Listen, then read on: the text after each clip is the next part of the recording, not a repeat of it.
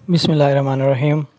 अस्सलाम वालेकुम बच्चों, हमने अब तक इस चैप्टर में पढ़ लिया कि किस तरह हम डाटा को प्रोसेस करते हैं, कंप्यूटर में इनपुट देते हैं और हमारे किस तरह computer based information system data को एक जगह से दूसरी जगह सेंड करते हैं। लेकिन हमने अब पढ़ना है कि डाटा को हम रिसीव करने के बाद सेव किस तरह करते हैं, या फिर हमारे जितने भी कंप्यूटर बेस्ड इंफॉर्मेशन सिस्टम है वो हमारी इन्फॉर्मेशन को स्टोर कैसे करते हैं। यानी कि इंफॉर्मेशन स्टोरेज डिवाइसेस, कौन कौन से डिवाइसेस हैं जो हम इंफॉर्मेशन को स्टोर करने के लिए यूज़ करते हैं। तो सबसे पहले हमें पता होना चाहिए कि स्टोरेज डिवाइस का मतलब क्या है। लेकिन यहाँ पर स्टोरेज डिवाइस का मतलब होगा इंफॉर्मेशन स्टोरेज डिवाइस, कोई और चीज़ स्टोर नहीं होनी, ठीक है। Storage device is a device design to store information in computer. Storage devices work on different principles using electronics, magnetism and laser technology. ये तीन टेक्नोलॉजीज़ यूज़ होती हैं। लेज़र टेक्नोलॉजी में हम लाइट को यूज़ करते हैं, मैग्नेटिज्म में इलेक्ट्रोमैग्नेट्स वगैरह, और इलेक्ट्रॉनिक्स में हमारे पास इलेक्ट्रॉनिक सर्किट्स होते हैं या करंट या चार्ज की सूरत में, ठीक है। अब हम पढ़ते हैं कि प्राइमरी मेमोरी और सेकेंडरी मेमोरी का क्या डिफरेंस है, ठीक है। प्राइमरी मेमोरी में होता है, ये है कि बेसिक मेमोरी होती है। It is based on electronics and consist of integrated circuit ICs, छोटे छोटे सर्किट्स पर मुश्तमिल होती है ये।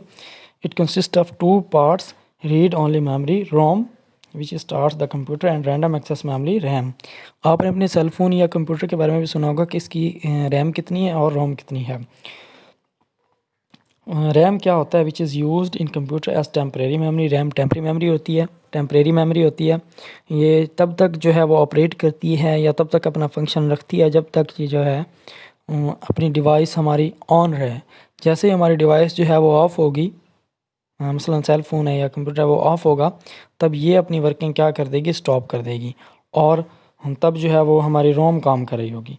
RAM vanishes when the computer is switched off. Okay, secondary storage devices क्या होते हैं। The data storage devices are generally the secondary memory of computer.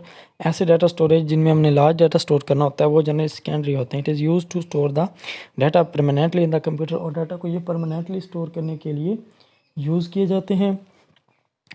When we open a program, data is moved from secondary storage into the primary। अच्छा, अब जब हमने किसी programme को या कोई भी चीज़ चलानी होती है तो जो है हमारा डाटा हमारा जहाँ हमने सेकेंडरी में रखा हुआ था ना, वहाँ से फिर प्राइमरी में जाता है, और फिर हमें वहाँ पर जो है हम उसको एग्जीक्यूट करते हैं या जो भी इसके ऊपर फंक्शन परफॉर्म करते हैं। The secondary storage devices are audio video cassettes and further devices जो है इसके तौर पर काम आते हैं सेकेंडरी के तौर पर।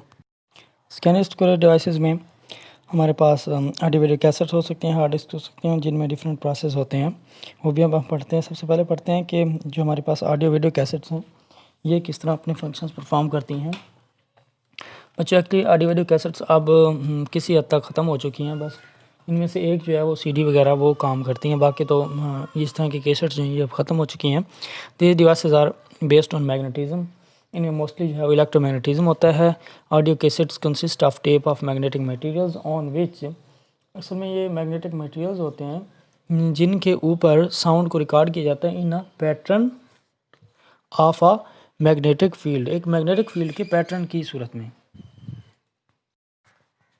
मैग्नेटिक फील्ड को अगर एक ख़ास पैटर्न में बनाया जाए तो वो हमारे लिए सिग्नल के तौर पर काम करती है, ठीक है ना। For this purpose microphone changes sound waves into electric pulses. हम जो बोलते हैं एक माइक्रोफोन हमारे बोलने को इलेक्ट्रिक पल्सेस में बदल देता है। अब और ये इलेक्ट्रिक पल्सेस जो हैं एम्पलीफाई किए जाते हैं एम्पलीफायर से, फिर इन मैग्नेटिक टेप को जो है हेड पर घुमाया जाता है जिससे इलेक्ट्रोमैग्नेट होता है वो हेड। एक असल में ना आप लोगों ने देखा होगा कैसेट चलती थी तो वो टेप जो हमारी एक बारीक सी टेप है ना, जो स्ट्रिप है, वो एक ख़ास किस्म के इस टाइप के हेड के ऊपर से घूम के जाती थी। तो जब ये घूमती थी तो वो तब इसको डिटेक्ट कर लेता था और एज अ सिग्नल रिसीव करके फिर वो इसको जो है एम्पलीफायर को देता था जो कि उसको ऑडियो में बदल देता था। तो अब तो वैसे ये वाली कैसेट्स ख़त्म हो चुकी हैं। ये काम किस तरह करती हैं वैसे हम पढ़ चुके हैं, इनकी वर्डिंग हमें यहाँ पर मिल जाएगी। Magnetic tape is magnetise in a particular pattern according to rise and fall of current. In this way sound is stored in specific magnetic pattern on the tape to produce the sound. Again the tape is moved past, ठीक है, play back head, उस play back के ऊपर से pass की जाती है। तो changes in the magnetic field on the tape induce alternative current signals in the coil wound on the head. इस हेड के ऊपर कॉइल होती है जिसके ऊपर इस मैग्नेटिक फील्ड की वजह से करंट्स बनते हैं, और वो करंट जो है फिर एम्पलीफाई करके as a signal loudspeaker को दिए जाते हैं जो कि हमारे लिए किस्म का साउंड बनाता है। In video tape cassettes picture are recorded along with the sound. तो वीडियो कैसेट में ये होता था कि जहाँ साउंड हम रिकॉर्ड करें तो वहाँ पिक्चर भी कर लेते हैं। ठीक है ना।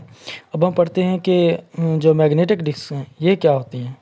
हमने यहाँ पर ऑडियो कैसेट का पढ़ लिया। अब magnetic disk coated with the layer of some magnetic materials, ये बिल्कुल वही चीज़ होती हैं, बस इनके ऊपर एक कोटिंग जो है मैग्नेटिक मटेरियल की होती है, प्लास्टिक की बनी होती हैं, और हेड भी उसी तरह होते हैं जिस तरह पिछले हमने ऑडियो कैसेट में पढ़ा है। Play on head on tape recorder उसी तरह होती है ना। It magnetizes parts of the surface to record information, ये उस डिस्क की सरफेस के कुछ पार्ट करता है जहाँ पर इंफॉर्मेशन सेव हो जाती है और फिर इसको वैसे ही डिटेक्ट कर लिया जाता है।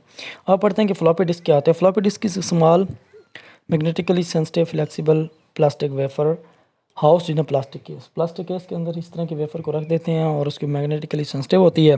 It is coated with a magnetic oxide, कोई भी मैग्नेटिक मटेरियल होगा और उसके साथ ऑक्साइड होगा, जैसे मैग्नेटिक आयरन ऑक्साइड हो सकता है, फेरस ऑक्साइड जिसे हम बोलते हैं। To the material use to coat cassettes and video tapes, और उसके ज़रिए हम फिर इनकी कोटिंग करते हैं। Most personal computers include at least one disk drive that allows the computer to write it and read from floppy disk. कम से कम एक फ्लॉपी डिस्क की जगह होती है हर कंप्यूटर में ताकि हम उसको यूटिलाइज़ कर सकें। उसके बाद बच्चों इन फ्लॉपीज़ के बारे में डिटेल से पढ़ते हैं। इनको फ्लॉपीज़ भी कहा जाता है। फ्लॉपीज़ आर इनएक्सपेंसिव, ये सस्ती होती हैं, कन्वीनियंट आसान होती हैं यूज़ करने के लिए, रिलायबल, ठीक है, और काबिल एतबार होती है, मतलब हमारा डाटा ज़ाया नहीं होगा। But the lake the storage capacity and drive speed for many large job, लेकिन ये है कि इनकी जो स्टोरेज कैपेसिटी कम होती है और ये जो है ना इतनी स्पीडीली काम नहीं कर सकती, हम जल्दी से डाटा रिसीव या इनको दे नहीं सकते। Data stored on floppy disk is also subject to loss as result of stray magnetic field. हाँ, अगर इसको किसी और स्ट्रॉन्ग मैग्नेटिक मटेरियल के पास ले गए हैं, मसलन बहुत बड़े मैग्नेट के पास, तो इसकी फील्ड डिस्टर्ब हो के डाटा जो है हमारा ज़ाया भी हो सकता है, ये भी थोड़ा सा मसला है। Data stored on floppy disk is also just subject to loss result of stray magnetic field, ठीक है। As far as floppy disk are concerned they are reliable only for short term storage, short term storage के लिए तो ये ठीक है, and can not be use for longer and no attempt should be made to save the data for a longer period. इसमें हमें कहा जा रहा है कि इनके ज़रिए डाटा को लंबे अरसे के लिए सेव ना करें। As the magnetic field weak on the data will also be lose, जैसे ही फील्ड जो वीक होगी डाटा भी हमारा क्या हो जाएगा, लॉस्ट हो जाएगा। उसके बाद पढ़ते हैं कि हार्ड डिस्क क्या होती है। बच्चों वैसे तो आपको हार्ड डिस्क के बारे में पता ही होगा, आप लोग इतने अब छोटे बच्चे नहीं हैं, आपने बहुत कुछ जो है वो पढ़ रखा है। आप खुद हार्ड डिस्क जो है अक्सर लेते भी होंगे शॉप्स वगैरह से, उनको यूटिलाइज़ करते होंगे, ठीक है। तो अब हम उसको डिटेल से पढ़ते हैं। Hard disk is a rigid magnetically sensitive disk that spins rapidly and continuously inside the computer chassis or in a separate box. Hard drive होती है जो उसके अंदर concern to the computer housing, connected to the computer housing के अंदर ही fitted होता है। This type of hard disk is never removed by the user, ये हम लोग यूज़ नहीं कर सकते, उसको रिमूव नहीं कर सकते। मैकेनिक या जो भी इलेक्ट्रॉनिक एक्सपर्ट है या जो भी मतलब एक किस्म का जानबूझ रखने वाला है वो इसको निकाल सकता है कंप्यूटर के अंदर। डिस्क की तरह या यूएसबी की तरह हम इसको निकाल नहीं सकते। Most user rely on hard disk as their primary storage devices, ज़्यादातर लोग इसको प्राइमरी स्टोरेज डिवाइसेस के तौर पर ही यूज़ करते हैं। इसका इंटरनल स्ट्रक्चर इस तरह होता है। Typical hard disk consist of several platters, इस तरह के प्लेटर्स होते हैं। Each accessed by read write head on a removal arm, read write head होता है इस तरह का, ये उसको क्या करता है, रीड करता है। तो ये उसका इंटरनल स्ट्रक्चर दिखाया गया है। इसमें हमारे पास ये घूमने वाली स्ट्रिप होती है, ठीक है, इसकी कवर वगैरह सारे इसके पार्ट्स के नाम बताए गए हैं। आपने इसको अच्छे तरीके से जो देख लेना है, आपका कंसेप्ट जो है वो क्या हो जाएगा, इसके बारे में काफ़ी हद तक क्लियर हो जाएगा। पढ़ते हैं कम्पैक्ट डिस्क के बारे में कि कम्पैक्ट डिस्क क्या होती है। सीडी, जिस तरह हमने सीडी से तो आप सब लोग वाकिफ़ होंगे, आप गेम्स वगैरह इन्हीं पर ले आते होंगे। This is based on laser technology, इसके ऊपर लेज़र लाइट या लाइट के ज़रिए हम टेक्नोलॉजी यूज़ करते हैं। It is a model plastic disk on which digital data store in the form of microscopic reflecting और non reflecting spots which are called pits and lands, ठीक है। इसके ऊपर इस तरह के कुछ पिट और लैंड बने होते हैं, हाइट्स वगैरह, लेकिन वो इतनी माइक्रोस्कोपिक होती हैं कि लेज़र लाइट ही उनको डिटेक्ट कर सकती है, आम आँख नहीं, ठीक है। Pits and lands respectively. Pits and the spiral tracks encoded on the top surface of CD and lands are the areas between pit.